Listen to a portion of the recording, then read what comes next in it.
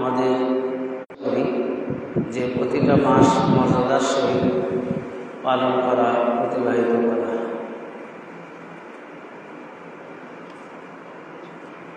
এছাড়াও এই মাসের অসংখ্য ফজিলত রয়েছে।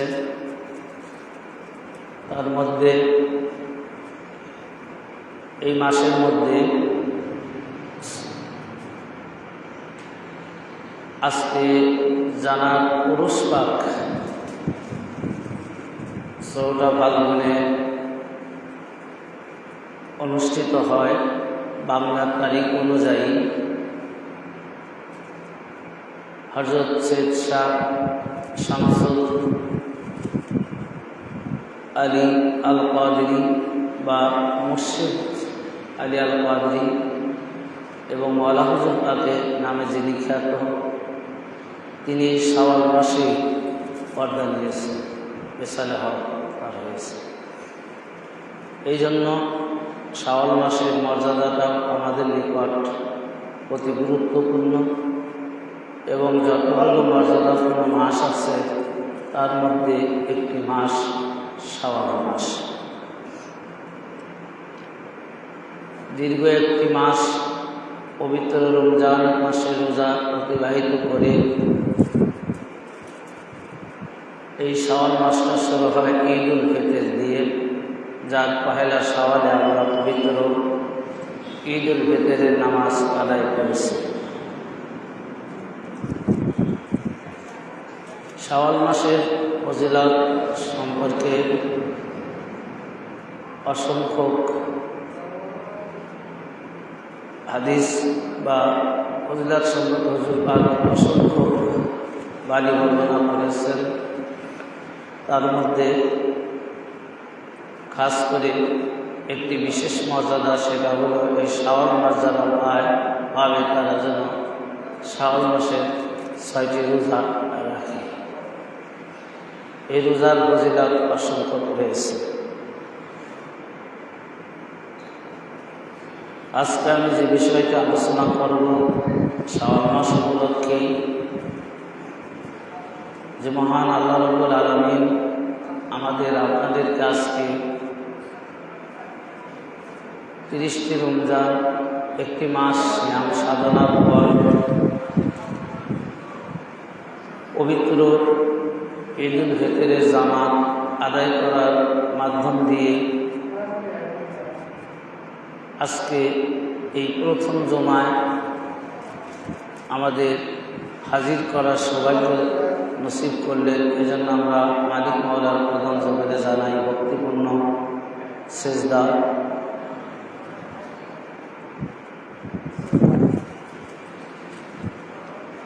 মহান আল্লাহ রাব্বুল আলামিন পবিত্র কোরআন পাকের মাধ্যম দিয়ে যে সকল হুকুম আহকাম তার বান্দার জন্য ফরজ করেছেন, সেই ফরজ ইবাদতের মধ্যে আজকে একটি ইবাদত পবিত্র জুম্মার নামাজ। আর এই আজকের এই প্রথম জুম্মার নামাজটা সবচেয়ে বেশি হাকিকাত মারিফাত যেটা অন্তর্নিহিত রয়েছে, সেটা হলো আল্লাহর মনোনীত বান্দা, যারা আল্লাহর একগ্রচিত্ত খাস মুমিন বান্দা পবিত্র রমজান মাসে রমজান তথা সিয়াম সাধনা পালন করে ঈদ উল ফিতরের 2 রাকাত ওয়াজিব নামাজের মাধ্যম দিয়ে আজকের এই পবিত্র মাসটি আমাদের মাঝে আগমন করেছে, শুরু করেছে। এটা মুমিনদের জন্য একটি বিশেষ মর্যাদাপূর্ণ মাস, যে মাসকে রাসূল পাক সাল্লাল্লাহু আলাইহি সাল্লাম তার উম্মতের জন্য বিশেষ একটি নিয়ামত, বিশেষ একটি ইবাদত প্রদান করেছেন।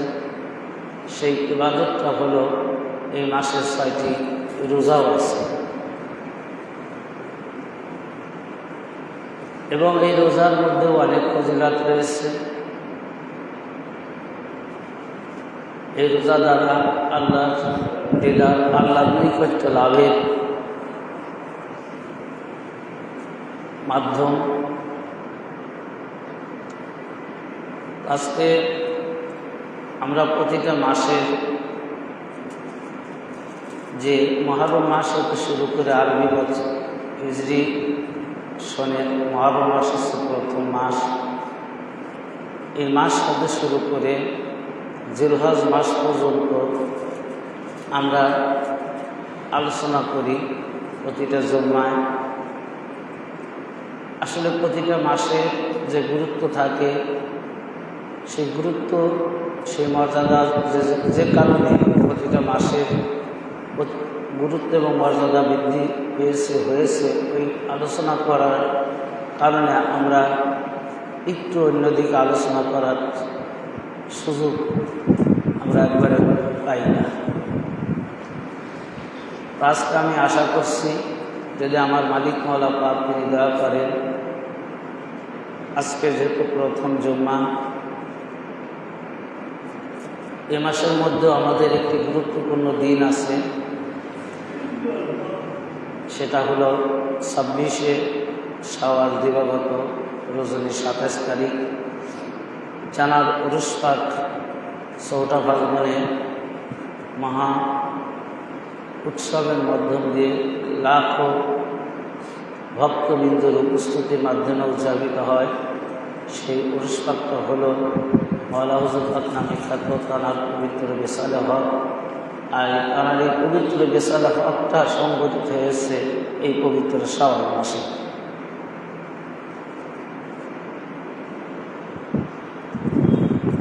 তো শাওয়াল মাসের আজকের প্রথম জুম্মা, কোরআন পাকের মধ্যে অসংখ্য হুকুম আহকাম বিধিবিধান আল্লাহ তাআলা তার বান্দার জন্য ওয়াজিব করেছেন। তার মধ্যে একটি আয়াত পাক রয়েছে পিতামাতার গুরুত্ব সম্পর্কে। যেমন আমরা প্রত্যেকটা দোয়ার ক্ষেত্রে একটি দোয়া করে থাকি পিতামাতার জন্য। আসলে আমি ওই দোয়াটার মধ্যে কি আছে আমরা আরবিতে বলি, ও ট্রান্সলেট কি হবে, আমি সেই প্রসঙ্গে আলোচনা করার চেষ্টা করব। যে দোয়াটা আমরা প্রত্যেকটা মুসলমান যারা নামাজ পড়ে থাকি বা নামাজের বাইরে অনেক সময় আমরা কবর জিয়ারত করলাকে দোয়া করি, দোয়ার মজলিসে মিলাদ মাহফিলে হাজির হয়ে দোয়া করি। তো যতগুলো দোয়া অনুষ্ঠান হয় প্রত্যেকটা দোয়াতে আমরা এই বাক্যটা অবশ্যই ব্যবহার করি যে আল্লাহুম্মা রাব্বি রহমহুমা কামা রাব্বায়ানি সাগীরা।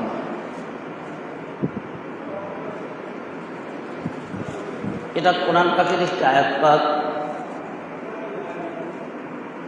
মহান আল্লাহ রাব্বুল আলামিন পিতামাতার শানে তার বান্দার জন্য শিক্ষা দিলেন। আসলে এই দোয়া ফজিলত আমরা যে নিয়তে করি, নিয়তটা আমাদের ঠিক আছে। কারণ আমরা যত ইবাদত করি, যত বন্দেগী করি, একটাই উদ্দেশ্য থাকে, সেটা হলো মহান আল্লাহ রাব্বুল আলামিনের কি দিদার লাভ, রাজি খুশি করা। এখন বিনিময় আল্লাহ কি দিবেন না দিবেন সেটা তার ইখতিয়ার। আমরা দোয়া করি, আল্লাহ শিখায় দিচ্ছে, আমরা দোয়া করি। যেমন একটি দোয়া আল্লাহ তাআলা আমাদের সূরা ফাতিহার মধ্যে শিখায় দিলেন, ইহদিনাস সিরাতাল মুস্তাকিম সিরাতাল লাযিনা আন'আমতা আলাইহিম গায়রিল মাগদুবি আলাইহিম ওয়ালাদ দাল্লিন। এটা একটি দোয়া প্রার্থনা যে হে রব্বুল আলামিন, আমরা আল্লাহর কাছে প্রার্থনা করছি যে হে রব্বুল আলামিন, আপনি আমাদেরকে সেই রাস্তায় পরিচালিত করুন যে রাস্তা সোজা সরল। তারপরে সোজা সরল রাস্তা তো জন্য থাকার জন্য তো প্রার্থনা করছি, এবং কোন রাস্তা, যে রাস্তার উপর আল্লাহর নিয়ামত প্রাপ্ত ব্যক্তিগণ আছেন, আল্লাহ যাদের উপর নিয়ামত দিয়েছেন তাঁরাও যে রাস্তায় থাকেন ওই রাস্তায় থাকার জন্য আমরা আল্লাহর কাছে হর হামেশা প্রত্যেকটা নামাজে প্রতি রাকাতে, মানে প্রত্যেক নামাজ তো বটেই, প্রতি রাকাতে আপনি এখন আমরা জুম্মার নামাজ আদায় করব, যতগুলো রাকাত নামাজ পড়ব জুম্মার প্রতিটা রাকাতে সূরা ফাতিহা কিন্তু মাস্ট বি আমরা পড়ব, পাঠ করব। এটার মধ্যে কোনো সন্দেহ নেই, পাঠ করতেই হবে, ওয়াজিব, না করলে নামাজ হবে না। তো সেই সূরা ফাতিহার মধ্যেই আল্লাহ তাআলা আমাদের শিক্ষা দিলেন যে এমন একটি রাস্তায় আমাদের পরিচালিত করুন। রাস্তা তো সোজা হবেই, সিধে রাস্তা। তো সিধে রাস্তা যে হলেই যে সব রাস্তায় থাকতে হবে তা কিন্তু না। সোজা রাস্তায় যে সবগুলোই যে উপর থাকলে আপনি কামিয়াবি লাভ করবেন, আল্লাহর দিদার লাভ করবেন, আল্লাহর ইবাদতের মধ্য দিয়ে কাটাইতে পারবেন তা কিন্তু না। এমন সোজা রাস্তা, তার মানে এটা দ্বারা বোঝাচ্ছে যে অনেক রাস্তা আছে, ভালো রাস্তা অনেক আছে। তো খাস করে আল্লাহ তাআলা বললেন যে এমন একটি সোজা সরল রাস্তায় আমাদেরকে পরিচালিত করুন যে রাস্তার উপর আপনার নিয়ামত প্রাপ্ত ব্যক্তি আছে। তার মানে এটা দ্বারা আল্লাহ তাআলা বোঝালেন যে অনেক সোজা সিধে রাস্তা আছে, কিন্তু সব রাস্তার উপর আল্লাহ নিয়ামত প্রাপ্ত ব্যক্তি দ্বারা সব রাস্তাই পরিচালিত না। যদি সব রাস্তায় যদি আল্লাহ তাআলা তার নিয়ামত প্রাপ্ত ব্যক্তিদের দ্বারা পরিচালনা করতেন, তাহলে এই দোয়াটা খাস করে বলতেন না যে ইহদিনা সিরাতাল মুস্তাকিম সিরাতাল লাযিনা আন'আমতা আলাইহিম। তার মানে যে সোজা রাস্তা আছে, সিরাতাল মুস্তাকিম আছে, তো সিরাতাল মুস্তাকিমের পরিচালক দুই রকমের ব্যক্তি দ্বারাই হচ্ছে দুনিয়ার জিন্দেগিতে। একটা আল্লাহর নিয়ামত প্রাপ্ত ব্যক্তি দ্বারা একটা রাস্তা, আর একটা রাস্তা আল্লাহর লানত প্রাপ্ত ব্যক্তির দ্বারা, যার কারণে আল্লাহ তাআলা বললেন যে ওই রাস্তায় আমাদের পরিচালিত করবেন না যে রাস্তার উপর আপনার লানত প্রাপ্ত ব্যক্তিরা আছে। এটাও দেখায় দিলেন, এটাও আল্লাহ তাআলা আমাদের শিখায় দিলেন দোয়ার মাধ্যম দিয়ে যে তোমরা সোজা সরল রাস্তায় চাবা থাকার জন্য আমার কাছে দোয়া করবা। তবে যত সিধে রাস্তাই হোক, সব রাস্তা নয়, যে রাস্তার পরিচালক, যে রাস্তা পরিচালনা করবে আমার নিয়ামত প্রাপ্ত ব্যক্তিগণ, আর ওই রাস্তায় নয় যে রাস্তা উপর পরিচালিত হবে আমার গজব প্রাপ্ত। তা আল্লাহর গজব প্রাপ্ত লানত প্রাপ্ত ব্যক্তিকে যে আল্লাহর নিয়ামতকে ইনকার করেছে, যে আল্লাহর নিয়ামতে আজিমুশান নিয়ামতে কুবরাকে যে ইনকার করেছে, যে সম্মান করে নাই, যে তাজিম করে নাই, সেই ব্যক্তি হলো আল্লাহর গজবপ্রাপ্ত ব্যক্তি, লানতপ্রাপ্ত ব্যক্তি। তো এই আয়াত পাক দ্বারা সূরা ফাতিহা এটা দ্বারা বোঝা গেল যে কিয়ামত পর্যন্ত আল্লাহর নিয়ামত প্রাপ্তদের রাস্তা থাকবে, আবার আল্লাহর গজব প্রাপ্তদেরও রাস্তা থাকবে। তো সম্মানিত উপস্থিতি, যে কথাটা আমি বলতেছিলাম যে এই যে আমরা দোয়াটা করি সওয়াবের উদ্দেশ্যে করি, নেকির উদ্দেশ্যে করি, কিন্তু আমরা যখন যে কর্ম জন্য প্রার্থনা করব সেই কর্মটার ক্ষমতা যদি আমাদের থাকে, এখন যদি আমরা সেই ক্ষমতা অনুযায়ী যদি পালন না করি, তাহলে দোয়াটা কেমন হবে? আপনি যাকাত আদায়ের জন্য দোয়া করতে পারেন এইভাবে যে রব্বুল আলামিন আমাকে অর্থ দেন, যদি আমার অর্থের উপর যাকাত ওয়াজিব হয় আমি ওহার থেকে যাকাত আদায় করব, এই দোয়াটা আপনি করতে পারেন। তো যতক্ষণ পর্যন্ত আপনার উপর যাকাতের আদায়কারী সমপরিমাণ অর্থ না আসবে, ততক্ষণ কিন্তু আর আপনার ওই আয়াত ওইটা আমল হবে না, কারণ আপনার উপর যাকাত ওয়াজিব হয়নি, ফরজ হয়নি। যাকাত ফরজ হওয়ার যে একটা সীমারেখা আছে, সেই পর্যন্ত আপনার অর্থ দিতে হবে, সে জমি হোক, ফসল হোক, টাকা হোক, যে কোনো সম্পদই হোক। তার মানে কি, যে এটা আপনি দোয়া করতে পারি, কিন্তু আমাদের যদি ওটা ওয়াজিব না হয়, আমরা যদি ওই যাকাত আদায়ের সমকক্ষ পরিমাণ সম্পদ যদি আমাদের না থাকে, তাহলে কিন্তু আর আমাদের ওটার আমল নাই, ওটার আমল আমাদের না করতে, আমাদের উপর ওটার আমল রহিত করুন। কিন্তু আপনি দোয়া করতে পারেন, আল্লাহর কাছে চাইতে পারেন। তো যখন আমরা এই দোয়াটা করি যে আল্লাহুম্মা রাব্বি রহমহুমা কামা রাব্বায়ানি সগীরা, এর অর্থটা কি? এর অর্থটা কি?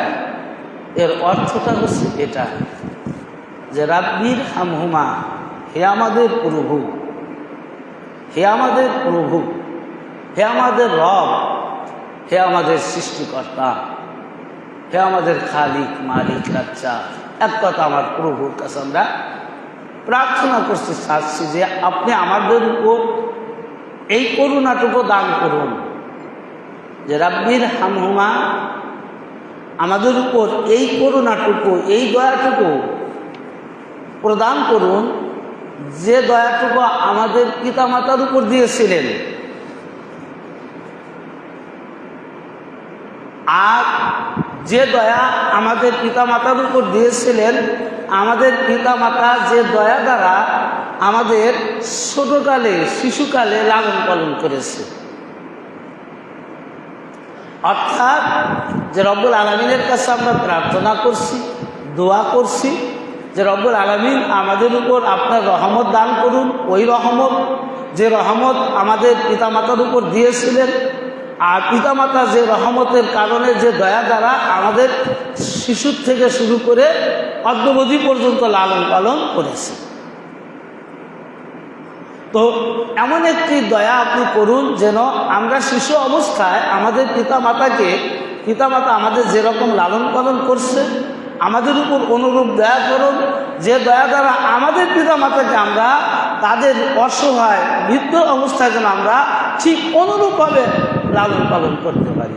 এটা হলো অর্থ, এটা যে শিশুকালে আমি আপনার সন্তান যেরকম লালন পালন করি, আমাদের পিতামাতা আমাদের যেরকম লালন পালন করেছে, ঠিক অনুরূপ যেন আমরা আমাদের পিতামাতা যখন বৃদ্ধ হবে, অনুরূপ যেন আমরা লালন পালন করতে পারি। এটাই হলো এই দোয়ার অর্থ, যে রাব্বির হামহুমা কামা রাব্বায়ানি সগীরা। কারণ সন্তানকে পিতামাতা লালন পালন করে, আদর করছে, যত্ন করে লালন করছে, অবশ্যই পিতার প্রতি, ওই সন্তানের প্রতি পিতার অত্যাধিক দয়া মায়া মমতা ছিল, বিদায়িত করছে। যদি মায়া না থাকতো, মমতা না থাকতো, কোনো মানুষই পৃথিবীর মধ্যে থাকতো না। কারণ প্রত্যেকটা মানুষ লালন পালন হয়েছে কি, তার পিতা মাতার মাধ্যম দিয়ে। আসছেও দুনিয়াতে, আবার তাঁরাই লালন পালন করেছে। আল্লাহ হুট করে আমাদেরকে দুনিয়াতে প্রেরণ করেননি, আল্লাহ ইচ্ছা করলে পারতেন, কোন বলে হয়ে যেতাম, হায়া কোন বলেই শেষ, কিন্তু আল্লাহ রাব্বুল আলামিন তা করেননি। আল্লাহ রাব্বুল আলামিন আমাদেরকে এই দুনিয়ার জিন্দেগিতে প্রেরণ করেছেন পিতামাতার ওসিলা দিয়ে, পিতামাতার মাধ্যম দিয়ে, এবং আল্লাহ রাব্বুল আলামিন আমাদেরকে এই জন্য দোয়াটা শিখায় দিলেন যে হে আমার বান্দা বান্দিরা, তোমরা তোমার পিতামাতার জন্য শুধু দোয়া করো না। তো যে কথা, মূল কথা চলে আসলাম যে আপনি দোয়া করলেন, কাজ করলেন না, তাহলে কই দোয়াটা কবুল হবে? আপনি ডাক্তারের কাছে গেছেন, বিশাল ডাক্তারের কাছে, ডাক্তার আপনার শরীরে রোগ নির্ণয় করছে, নির্ণয় করে পরীক্ষা নিরীক্ষা করে প্রায় ধরেন যে কয়েক হাজার টাকা আপনার খরচ করছেন। খরচ করার পরে ডাক্তার আপনার শরীর থেকে একটা রোগ নির্ণয় করে ছোট্ট একটা ওষুধ আপনাকে লিখে দিয়েছে, ছোট্ট একটা মেডিসিন আপনার লিখে দিল। তা এখন ওই মেডিসিনটার দাম যত কম হোক, অথচ আপনার ভিজিট নিচ্ছে অনেক টাকা, পরীক্ষা নিরীক্ষা করে প্রায় হাজার হাজার টাকা আপনি ব্যয় করছেন। হাজার হাজার টাকা ব্যয় করে আপনি ছোট্ট একটা রোগ আপনার মধ্যে ধরা পড়ছে, যে রোগটার একটা ট্যাবলেট দিছে হয়তো খুবই যৎকিঞ্চিত পরিমাণ দাম।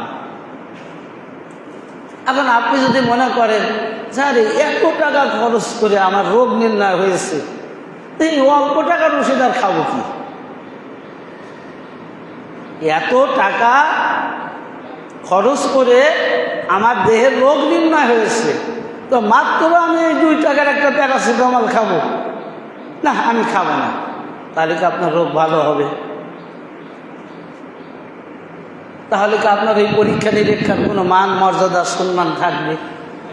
থাকবে না। তো ঠিক আপনার জন্য, আমাদের জন্য যত অর্থ খরচ করে রোগ নির্ণয় করা হোক না কেন, এটাই শুকরিয়া যে আমি আপনার শরীরের রোগ নির্ণয় করার জন্য হাজার হাজার লক্ষ টাকা খরচ করার কারণে যে রোগটা যে ধরা পড়ছে, এটাই শুকরিয়া। আর এই জন্য ওই রোগটা নিরাময়ের জন্য, সুস্থতা অর্জন করার জন্য মেডিসিন যত কম দামেরই হোক না কেন, ওটাই সেবন করা হলো আমাদের জন্য একান্ত অপরিহার্য। তো আমি আপনি ঠিক পিতামাতার জন্য যত দোয়া করি না কেন,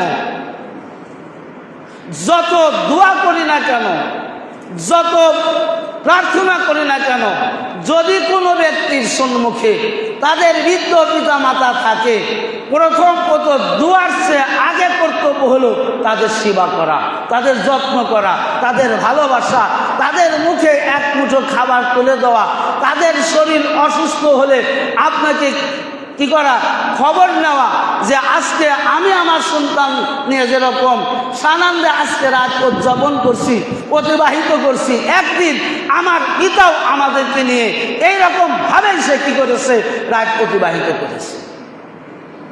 আসলে পিতা মাতার ওয়াজ করা, এটা কিন্তু প্রত্যেকটা মানুষ যদি নিজের দিকে তাকানো যায়, প্রত্যেকটা মানুষ যদি আমরা যদি আমাদের নিজেদের পারিবারিক দিকে যদি আমরা একটু খেয়াল করি যে আমরা কিভাবে লালন পালন হয়েছি, আমাদের কিরকম ভাবে লালন পালন করেছে, নিজের জীবনের উপর যদি আপনি একটু কি করেন, আপনি একটু খেয়াল করেন, লক্ষ্য করেন, তাহলে আর ওয়াজের প্রয়োজন হয় না।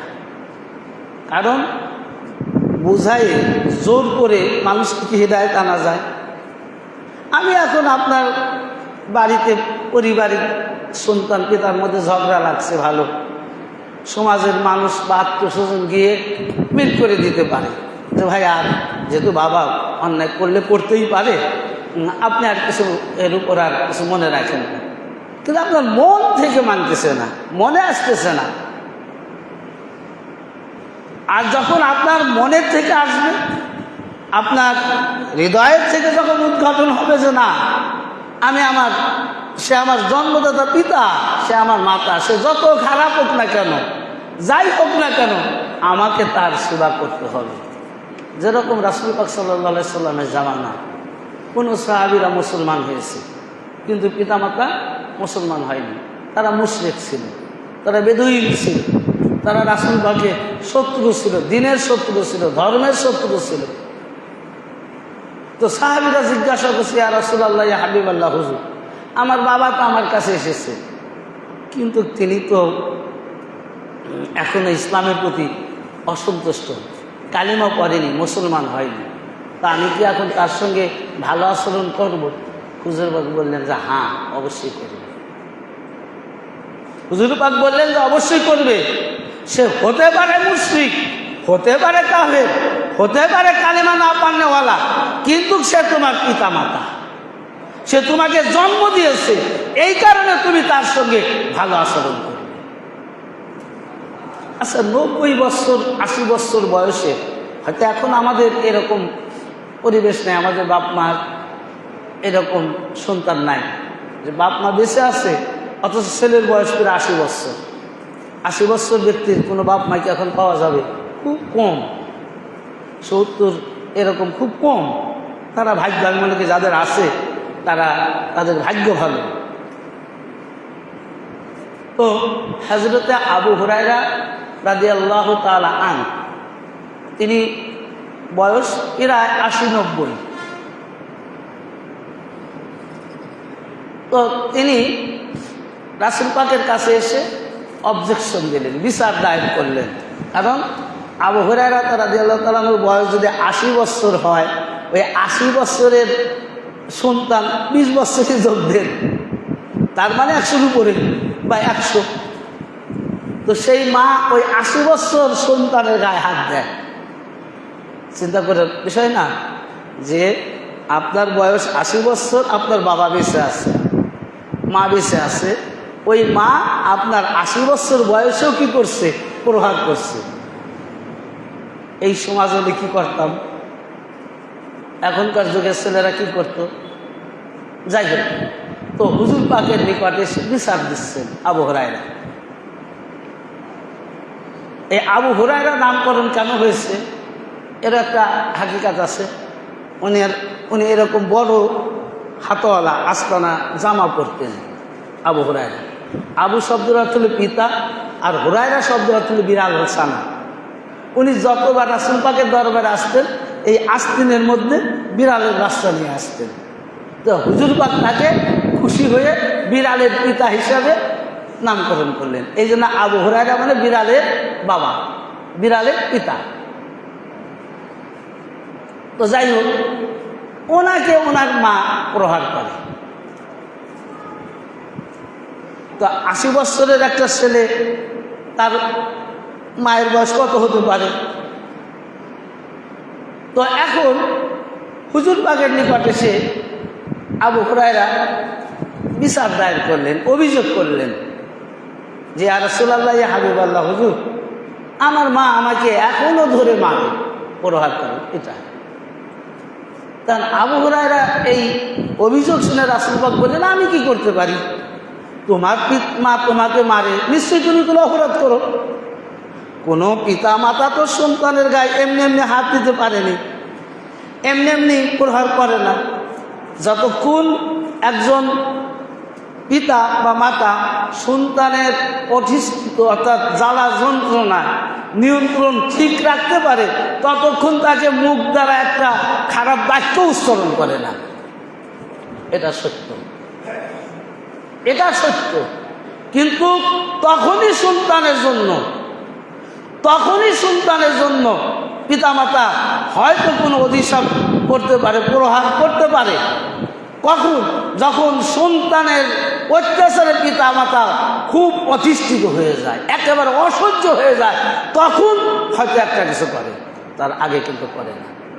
তার আগ পর্যন্ত করলেও, এটা আমি নিজে আপনারাও খেয়াল করবেন, দেখবেন যে কিছু কিছু সমাজে মাকে মারছে সন্তান, বাবাকে মারছে সন্তান, মাতবারা সালিশ করে বলতেছে যে চাচি তোমার গায়ে তো ও হাত দিছে, তুমিও অনুরূপভাবে মারো। কিন্তু ওই মা মারতে পারে না সন্তানকে, বলে ও ভুল করছে, তাই বলে আমি ওর গায়ে হাত দেবো না, না সম্ভব না। আবার সমাজ থেকে মানুষ আপনার অন্য একজন যদি হাত দিতে যায়, মা এসে ধরবে যে না না, আমি সব ব্যথা ভুলে গেছি, আমার কোনো ব্যথা নাই, তোমরা আমার খোকাকে মেরো না, আমার সন্তানকে তোমরা মেরো না। এটাই হলো পিতা মাতা। তো হযরতে আবু হুরায়রা তিনি বিচার দায়ের করলেন হুজুর পাকের নিকট, ইয়া রাসূলুল্লাহ, ইয়া হাবিবাল্লাহ, হুজুর আমার আম্মা আমাকে মারে, আমার আম্মা আমাকে প্রহার করে, ইয়া রাসূলুল্লাহ আমি কি করতে পারি? তো হুজুর পাক বললেন যে কোনো মাতা পিতা সন্তানের গায়ে এমনি অযাচিতভাবে কোনো প্রহার করতে পারে না, গায়ে হাত তো এত দূরের কথা, মুখের একটা বদদোয়াও করতে পারে না। অবশ্যই তুমি তোমার মাকে কষ্ট দিয়েছো, অবশ্যই তুমি তোমার মাকে কষ্ট দিয়েছো। তো রাসূল পাক তখন আবু হুরায়রা বললেন যে হ্যাঁ আমি একটা কষ্ট দিয়েছি। বলেন কি কষ্ট? যে আমি কালেমা পড়ে মুসলমান হয়েছি, এটা আমার মা মেনে নেয় না, এই কারণে আমার মা উঠতে বসতে প্রহার করে। আচ্ছা ভাই, একজন মুশরিকা মহিলার মা যখন কালেমা পড়ছে তখন কিন্তু আলাদা হয়ে গেছে, তখন কিন্তু একজন মুশরিক আর একজন মুসলমান এক ছাদের নিচেও থাকে না, তারা আলাদা হয়ে যায়। তো তখন আবু হুরায়রা বলেন ইয়া রাসূলুল্লাহ সে আমার মা, সে আমাকে মারুক তাতে আমার সমস্যা নাই, সে আমাকে প্রহার করুক তাতে আমার সমস্যা নাই, কিন্তু আপনি একটু দয়া করেন যেন আমার মার সাথে আমি এক ছাদের নিচে বসবাস করতে পারি, দুই যদি মুসলিম হালাল আপনার উম্মাত হয়ে যেন বসবাস করতে পারি, এই দোয়াটুকু করেন যাতে আমাকে যে যত প্রহার করবে তাতে আমার কোনো আফসোস থাকবে না। তখন আবু হুরায়রা তো দৌড় শুরু করছে এটা করার সাথে সাথে। একজন সাহাবী আবু হুরায়রার পিছন থেকে টেনে ধরছে জামা, যে তুমি এত জোরে দৌড়াচ্ছ কেন? বলি আরে ছেড়ে দাও, দেখি রাসূল পাকের দোয়া আগে যায় না আমি আগে যাই বাড়ি। এটা কিন্তু সম্ভব দোয়া। এখন আপনি এখান থেকে টাকা ফ্লেক্সি লোড দিলেন মোবাইলে, মোবাইলটা আপনার বাড়ি আছে, আপনি আগে বাড়ি যাবেন না টাকা আগে যাবে? টাকা আগে যাবে না, টাকাই চলে যাবে। তো ফ্লেক্সি লোডের টাকা যদি আপনার আগে বাড়ি পৌঁছাইতে পারে, এই ফ্লেক্সি লোড তৈরি হতো না, একজন মানুষ তৈরি করেছে, ওই মানুষটা তৈরি হতো না যদি আল্লাহর নবী তৈরি না হতো, যদি আল্লাহর নবীকে আল্লাহ তাআলা এই ধরাধামে প্রেরণ না করতো। তো আজকে দেখেন যে ফ্লেক্সি লোডকে বিশ্বাস করছে, রাসূল পাকের দোয়া কেরা বিশ্বাস করছে না, রাসূল পাকের পাওয়ার কেরা বিশ্বাস করছে, ওলির পাওয়ার কেরা বিশ্বাস করছেন। তো যাই, তখন আবু হুরায়রা দৌড় শুরু করছে। তখন গিয়ে দেখে যে তার মা গোসল করে পানি চুল দ্বারা টপ টপ করে পড়ছে, ভিজা চুল, একবার বাইরে আসে একবার ভিতরে যায়। তো বলে আবু হুরায়রা গিয়ে বলতেছেন যে কি ব্যাপার আম্মা তুমি এরকম অবস্থা? বলে তাড়াতাড়ি করে আমার নবীর দরবারে নিয়ে চলো, আমি কালেমা পড়ে মুসলমান হব। তো ভাই হুজুর পাকের দোয়া আগে পৌঁছায় গেল, এবং শুধু আগেই পৌঁছায়নি, কত আগে পৌঁছালো যে সে গোসল করলো, কালিমা করার জন্য নতুন কাপড় পরিধান করলো। তো এটা হলো দোয়া। তো সেই জন্য পিতামাতার জন্য দোয়া করবেন।